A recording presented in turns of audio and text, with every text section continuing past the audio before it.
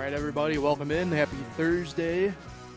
Coming to everybody live here with Concrete Jungle, a New York baseball podcast. I am Paul Russo, alongside me, Kyle Evans, man behind the scene, Nate Sharman, handling all the knobs and technology aspects of things, producing. Coming to you guys live from the third floor of North Park building, FairLakes1.com. How's everybody doing? It's been a pretty decent week of baseball so far across the whole entire plateau of things, not even just New York related, I'd say, but good week of baseball so far. How are you doing, Kyle? Much better than the last few weeks. The games are actually more interesting. So yeah, doing well. Nate, things not well in Buckland for you, admittedly. Yeah, dropped 5 in a row, but let's look at the positives. Well, I was about to say, you have history for yourself over there with O'Neill Cruz hitting the hardest ball of the StatCast era. StatCast. What should they call it? Cruise Cast, do you think? Is that a good name? I think we can workshop that. Or well, if that's the case, then we should just been calling it Giancarlo Cast. Stanton Cast? Well, he broke that record, so that's kind of over. But more so I'm excited for is to head up about an hour east. There you are spoiling things. Get back, you're fine. Just looking forward to hanging out with you, Paul. That's all. That's all I got to say. Yeah, we'll have some fun tonight. The red, maybe not red hot, but certainly the hot Syracuse Mets. I'm looking forward. We're going to look a little bit more deep into our minor league teams today a little bit because there's not a ton to talk about in the MLB because, look, the Yankees and Mets were both off yesterday. They faced off, obviously, in another mini two-game series Monday, Tuesday that we had another subway sweep of. This time the Yankees taking it on their home turf. So interesting to see how that played out through the summer in a way. So we'll jump right into it on Monday and Tuesday. I mean, it was really weird. Can we discuss for a quick second, when was the last time we saw these situation where they went back-to-back like the same score? They actually went back-to-back because Sunday it was 4-2. That is true. I forgot about that. I think I was more looking at from the matchup perspective, I guess, in that sense. So that's even more crazy. Yeah. So Monday, a 4-2 Yankee victory, obviously.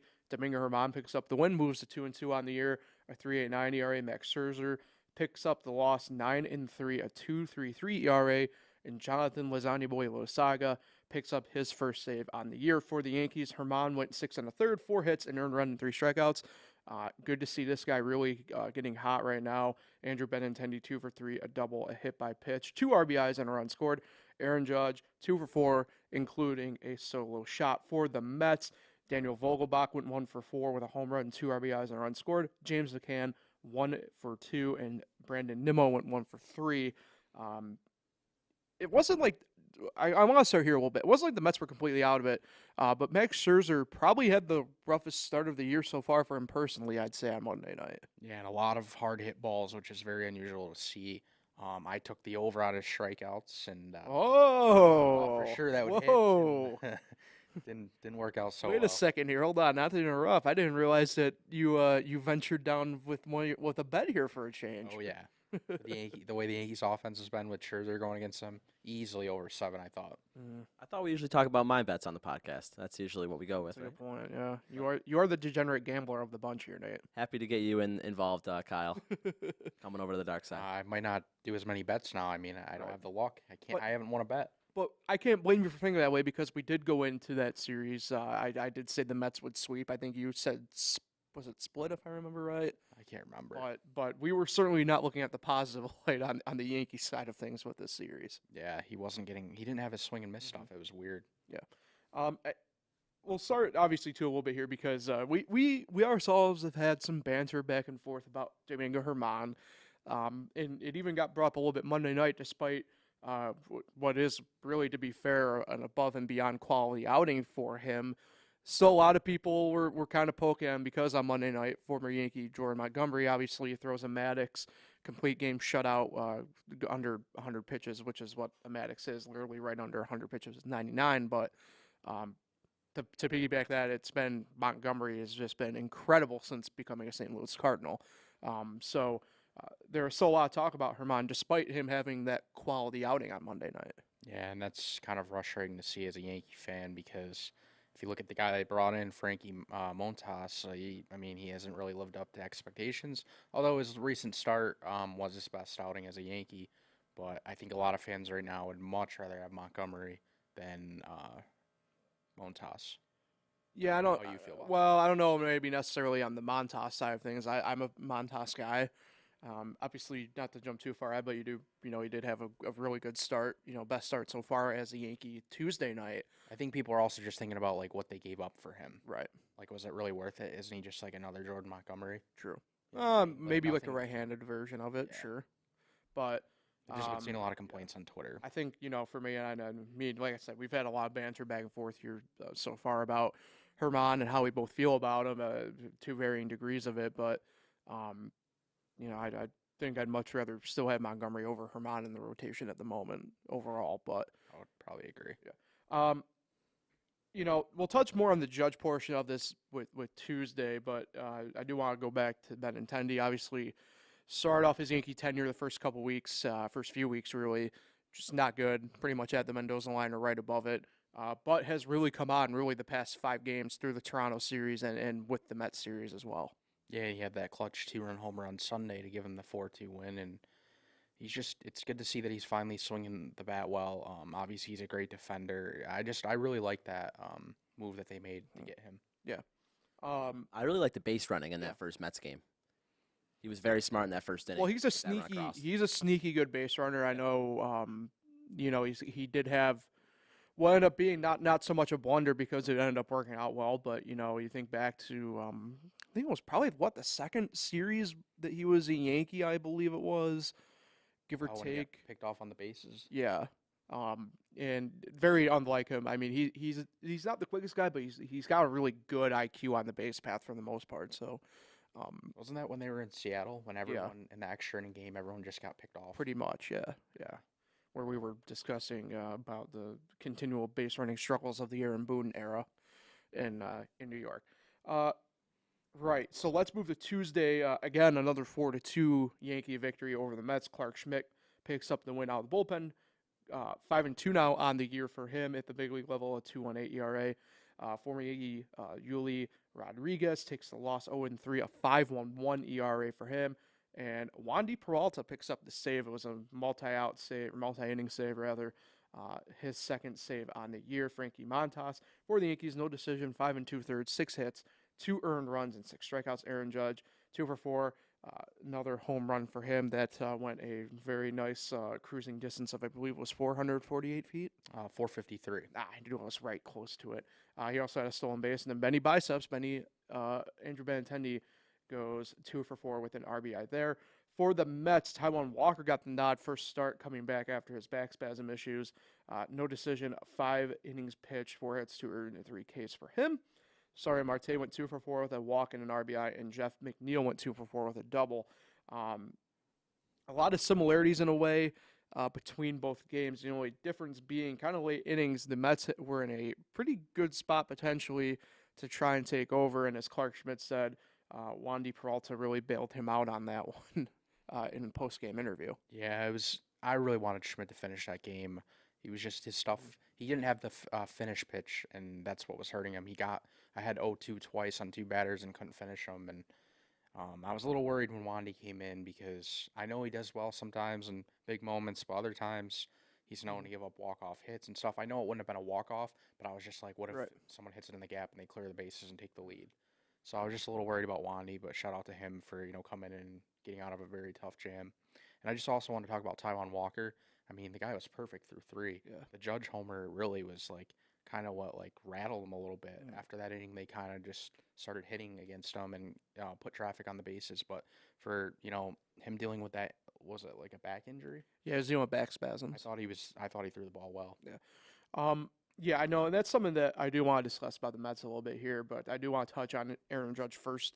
I kind of teed it up a little bit. Obviously, we discussed a little bit off air, depending upon which way the baseball side falls or how you feel about it, and I'm happy that Nate said it this way because it's the way I also feel when we discussed off air. Aaron Judge in the conversation for most home runs in a season, he said, is the Bonds number on the table, and 73 is not at this point, I would say, unless he just literally hits 1 for the rest of the days in the regular season. But it was interesting because, and I really am intrigued to hear, really to be fair, I want both your guys' take on this. Listening to the Michael K show without Michael K the other day. It's terrible. Don LaGreca and Peter Rosenbaum were talking about this a little bit, because Albert Pujols is really going off right now. 700 career home runs is back on the table for him.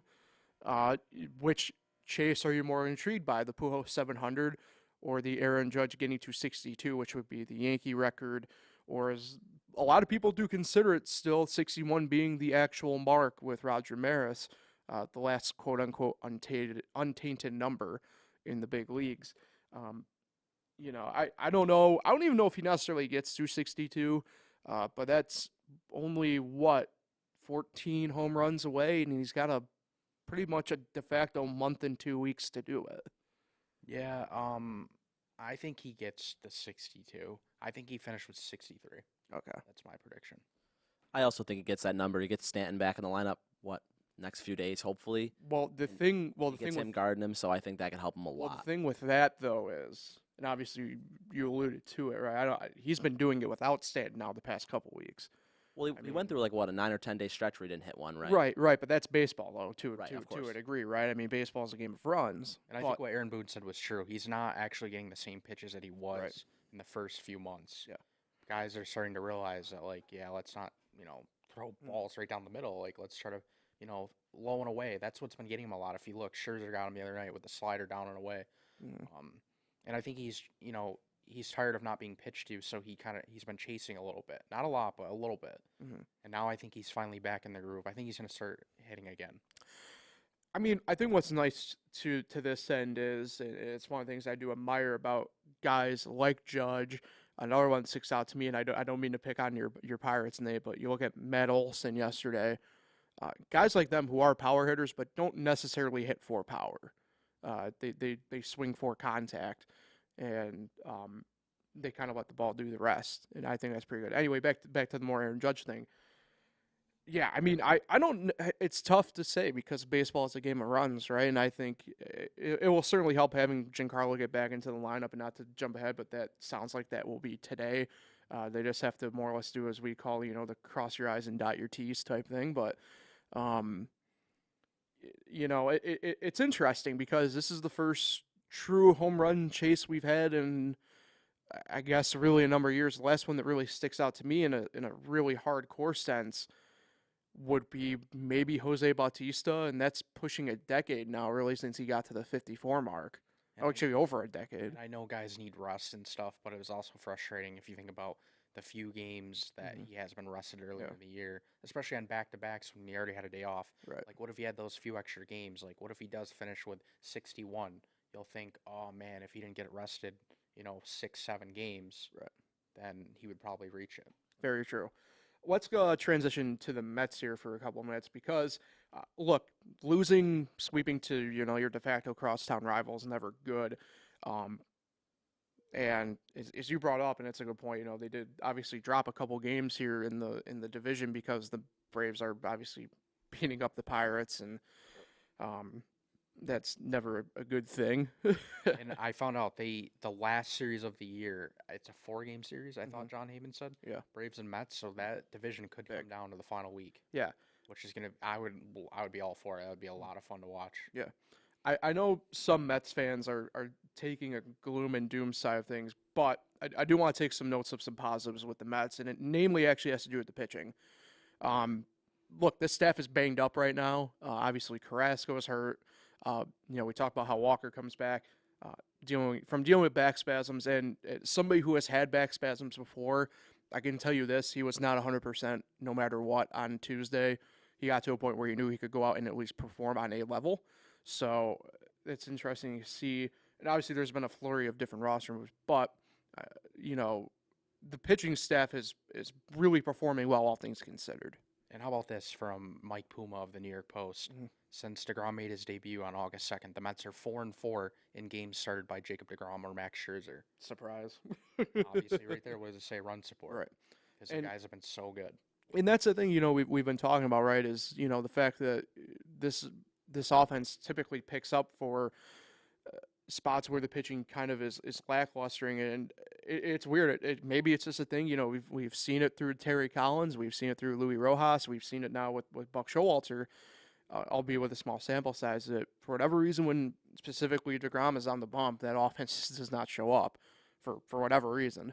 Yeah, and I can't imagine how they feel. It's frustrating. I mean, you throw the ball so well, and then usually it's a no decision, or sometimes you get a loss, and it's frustrating. But yeah, looking back to this, Carrasco he should be back here within the next couple weeks is the plan. And it's tough, right? I mean, they call up a guy like Jose Buto, who is one of their top pitching prospects, and things did not go out right the way that they had hoped in his outing, over the weekend before the Yankees series. And, he found himself back with Rochester, a couple of guys that they called up, left-handed guys like Rob Zatrasny, Nate Fisher, they're both getting sent back down. They have, not to jump ahead in our news and notes a little bit, but, a guy like, Connor Gray, who has pitched well enough in Syracuse that they're going to give him a shot to a little bit. And it seems like, at the very least, these guys who, aren't your Scherzers, who aren't your DeGroms, I'll go as far as saying add the bullpen here, who aren't your Diaz's, for as much as I think people like giving him crap for no reason, a guy like Ottavino this year, the guys, your main guys, are really stepping up in situations still. And I thought, all things considered, in the New York series against the Yankees, they did the same thing. Yeah, and I just saw an article in the New York Post. They say that the Mets have the easiest schedule in Major League Baseball the rest of the way. So that might be an advantage there. Certainly, I'd venture to agree with you on that front, for sure. Just as I mentioned, a couple news and notes for the Mets. I mentioned him, Connor Gray, the pride of Frewsburg, called up from AAA Syracuse. His contract was selected there. Right-hand pitcher Jose Buto was optioned to AAA Syracuse. Left-hand pitchers, I mentioned them already, Nate Fisher and Rob Zatransny were designated for assignment. And they get backup catcher Tomas Nido back. He has been activated from the COVID-19 injured list. Left-hand pitcher Sam Clay, who was designated for assignment, has been outrighted to AAA Syracuse. So let's stay with the Mets here and preview them first for their series coming up. It's a 4-game set against a running joke around here, the Colorado Rockies, but instead of going to the Rocky Mountains, they will be home against them. It's interesting. Go ahead. I thought the Rocky Mountains were a little bit more rockier. Take a lap. So 4-game set begins tonight on SNY, a 7:10 first pitch. Ryan Feltner goes for Colorado, 2-4 on the year, 5.88 ERA against Jacob deGrom, 2-1, 2.31 ERA for him. Friday night, 7:10 on SNY, to be announced versus to be announced. Saturday at 7:10, Kyle Freeland for the Rockies, 7-8 on the year, a 4.93 ERA against to be announced. That one's on SNY as well. And then Sunday afternoon, a 1:40 game on your local Picks affiliate. Herman Marquez goes for Colorado, 6-10, 5.22 ERA against to be announced. Great pitching staff for the Mets here. That being said, obviously a lot of this is going to be fluctuating between do they feel comfortable putting Scherzer in probably on Saturday, which would be his normal stop. Where does Connor Gray fit in the situation? I'm going to bet we probably see David Peterson again at some point up here as well. So who knows really? But that being said, look, this Colorado team is a bit pesky. That being said, you get to their bullpen, things can kind of go off the rails pretty quick for them. I don't know. 4 games, like we say all the time, 4 games it's tough to sweep. I am going to go 3-1 Mets take the series though against Colorado. I don't know. Fine, a sweep. I'm thinking a sweep, Mets sweep. Oh, you're doing it. Okay. All right. I don't blame you. I think a lot of it just, like I said, I mean, it just depends kind of where these names kind of fall for them. Pitching-wise, to be fair, I mean, we might see Trevor Williams get a start here like we did against the Phillies last weekend in that doubleheader. So who knows? Who knows? But we're both thinking the right train of mind pretty much. I know I did admittedly want to say sweep as well. I can't fault you there. Yeah. I could see a loss, though, as well. Just a random loss. Right. I don't know. Just something goes wrong. Right. So the Yankees, they're the ones heading out west for the next, I think it's 10 days, right? Yeah. Give or take. Because Angels next week. Yeah, so they have 4 games against the Oakland Athletics here. The Yankees also in a tough spot because, well, to be frankly honest, they're pitching for whatever reason. They just haven't announced. I don't know what's really fully going on here, but we do know who Oakland's throwing for all 4 games. So tonight, a 9:40 first pitch on Yes, to be announced versus former Yankee prospect James Caprillion. He is 3-7 on the year, a 4.29 ERA. Tomorrow night, 9:40 on the official network of Kyle Evans, Amazon Prime Video, to be announced versus former Yankee prospect J.P. Sears, who is 5-0 collectively on the year and a 1.93 ERA. Saturday, 9:07 on Yes, to be announced versus Adam Oler, 2-6, a 6.41 ERA. And then on Sunday, 4:07 first pitch on Yes, to be announced versus Zach Loogie, 3-8, a 6.04 ERA. I don't care if we don't know the pitching matchups. This is a Yankees sweep. I would agree with you. I think I just would like to know who's pitching where. With that in mind, I am going to go ahead and say 3-1 Yankees take the series. And then we're going to hear, well, Giancarlo Stanton's back, so the Yankees are back to winning. Right. I did forget to mention the Yankee news and notes here, so we'll jump right into that. Obviously, Zach Britton has begun a rehab assignment with Single A Tampa. His first outing was last night. Just went 2/3 of an inning, but did pick up a strikeout. Didn't allow a hit. Didn't allow a walk. I think it was probably just more pitch count related issue at that point for only going 2/3 of an inning. Yeah, I said 15 pitches, 10 strikes. So all good on that front at the very least. Luis Severino threw a successful live batting practice session on Tuesday. We'll call it the infamous one on this point because Giancarlo Stanton participated in that. Right-hand pitcher Clay Holmes threw from a mound on Sunday, and it's traveling with the team to the West Coast. That tells me that they probably feel comfortable enough outright activating him when he becomes available over the weekend. Yeah, I forgot when. I'm not really sure when he's eligible. I believe it's Saturday or Sunday. So, but either way, they must feel comfortable enough that they'll just activate him outright then, which is a positive to me anyway.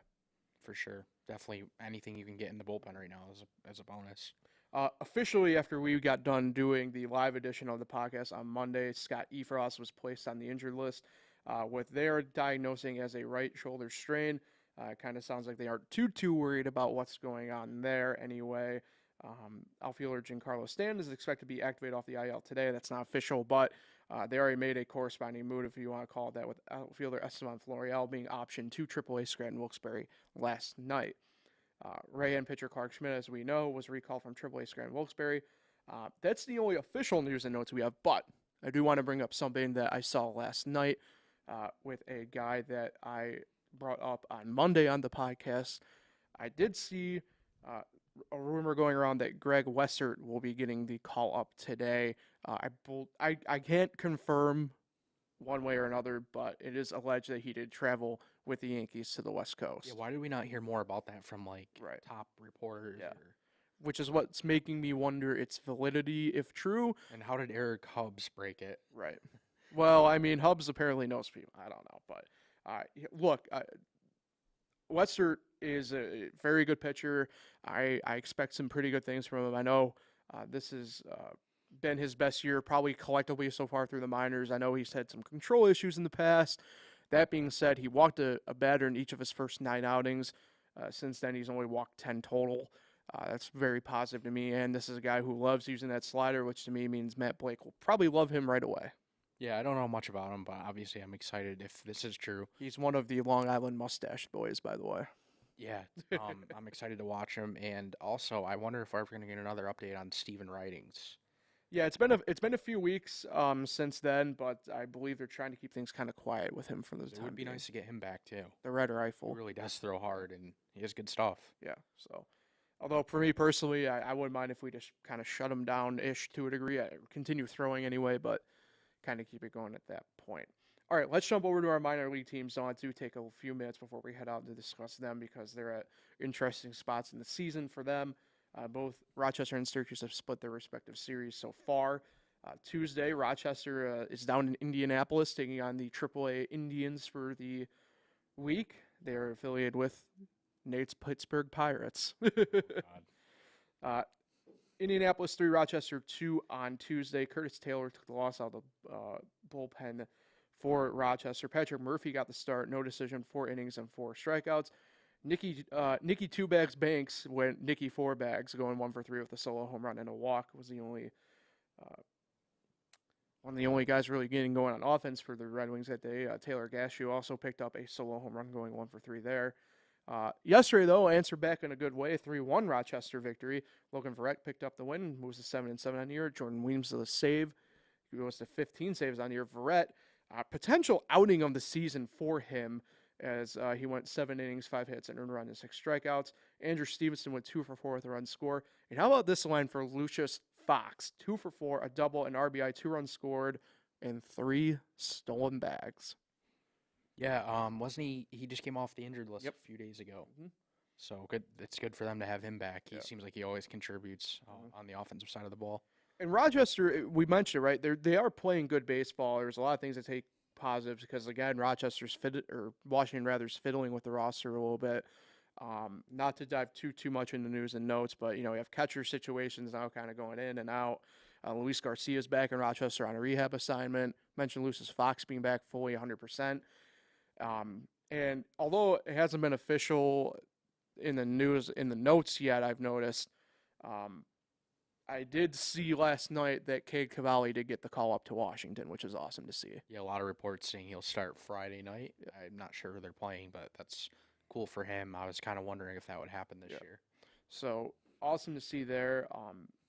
Like I said, though, Rochester, they're continuing at least quality baseball play out there with, again, a roster in motion. That's good to see. Obviously, the losing streak absolutely kind of probably decimated a lot of morale. But, that being said, there is, again, becoming a core group of guys, at least on this team. Andrew Stevenson, who has been there all years, again, kind of coming around, picking up good things. Nicky Banks, we haven't mentioned him in a while. That's because he was hurt, but he's been back now for about a week, 2 weeks, and he's doing really good again. Obviously, you mentioned Lucius Fox, an immediate impact. And they're going to need a guy to step up if Cavalli ends up sticking with Washington at this point. Maybe, this outing from Logan Verrett yesterday is kind of the turn point of the season for that starting rotation for them. Yeah, Verrett looked really good. At one point, I think he was through, 4 or 5 shutout innings? Yeah. Just really good overall, though, to go 7 and just allow a run. He didn't walk anybody either, by the way. That's another thing, too. I always look at the walks for pitchers that go deep like that. Mm-hmm. And, I mean, he was really good. He didn't, he basically cruised to the game, and that was good to see. Hopefully he does step up. As for Cade Cavalli, hopefully he looks good in the majors. He's been throwing the ball, it seems like, well for the last month. Yeah. I remember that 111 strikeout game he had. I was about to say, he came out of the gates really rough, but as you mentioned, kind of just buoyed out nicely. Yeah. I need to see who they play. I'm not too sure. While you look that up, I'll just give the official news and notes that we have. Catcher Trace Barea is back in Rochester. He was optioned from Washington. Catcher Wilmer Perez has been assigned to Rochester from Single A Wilmington. Catcher Riley Adams has been recalled by Washington. As I mentioned already, shortstop Luis Garcia has joined Rochester on a rehab assignment from Washington. Well, this guy might have a great major league debut. They're playing the Cincinnati Reds. Oh, boy. Well, that's something. Something to keep an eye on for sure. Yeah, so Rochester, they are 54-65, still 8th in the IL East. But what's interesting to note here, as Syracuse did as well, the game has been gained in the division in standings right now for both teams through the week so far. So interesting news there. Obviously, Rochester stays in Indianapolis for the rest of the week through the weekend before returning home next week to take on. Any guesses? I know who. It can't be Scranton again. It's not Scranton. Nate, do you know? Lehigh Valley. Nope. The world famous Toledo Mud Hens. Oh, wow. Oh, the Mud Hens. Yes. So. Do you have a Mud Hens hat? I don't, but I do plan on getting one. I'm not to get too far off topic. Big minor league guy. Love minor league hats. I don't have a Mud Hen hat though. Much to my demise or chagrin. So. Gonna have to change that. I do, yes. All right, let's talk about the Syracuse Mets. Tuesday night, a 9-8 victory. Alex Claudio picked up the win, 3-2 of the year for him out of the bullpen, and Michael Antenez. I don't know why that became hard for me to say for whatever reason. Picked up save number 2 on the year. Claudio threw 2 2/3 out of the pen, striking out 4. Francisco Alvarez went 2 for 3, a home run, 2 walks, 3 RBIs, and 2 runs scored. Mark Vientos 1 for 2 with a home run, 2 walks, 2 total RBIs, and 2 runs scored. Last night on Wednesday was a 6-4 loss for the Mets to the Who Sox, as Locke St. John took the loss out of the bullpen, moves to 2-4 on the year. Daniel Palka went 1 for 4 with a 2-run home run. Travis Blankenhorn also hit a solo home run, going 1 for 4. Mark Vientos again staying hot, 2 for 4 with an RBI and a run scored. Look, the Syracuse team, we've really have documented kind of about their woes, but much like Rochester at this point, they've been getting a lot of just positive momentum going. We've mentioned obviously the offense, but their core group of guys have definitely been there now for a while. Mainly, the two I want to highlight, Mark Vientos has just been on an absolute tear the past couple weeks. And Daniel Palka, sneakily, after starting the year off awful, to put it honestly, has come on good. The home run last night is 24th on the year. Yeah, and Polka's homered in 3 straight games now, and I believe that 24 is, I believe he leads the team. Yes. I forgot it was, somebody has 23. Yeah. Is that Blankenhorn? Blankenhorn, I think, has 15. Somebody has 23. I remember doing it the other night. But yeah, I also wonder what is Syracuse's record in 1 or 2 run games? Because again, I mean, it seems like they're always in the game lately. Sometimes they're on the wrong side of it, sometimes they're on the right side of it. But yeah, I think that's something to definitely look at, because they should probably have more wins if it wasn't for their bullpen or their starting pitching. Yeah, for sure. I mean, and look, this is starting rotation. Kind of mentioned a little bit, right? They've been going in and out. Your 23 home run hitter is Mark Vientos, by the way. Oh, okay. And then Blankenhorn has 15. Khalil Lee, noted power guy, has 10.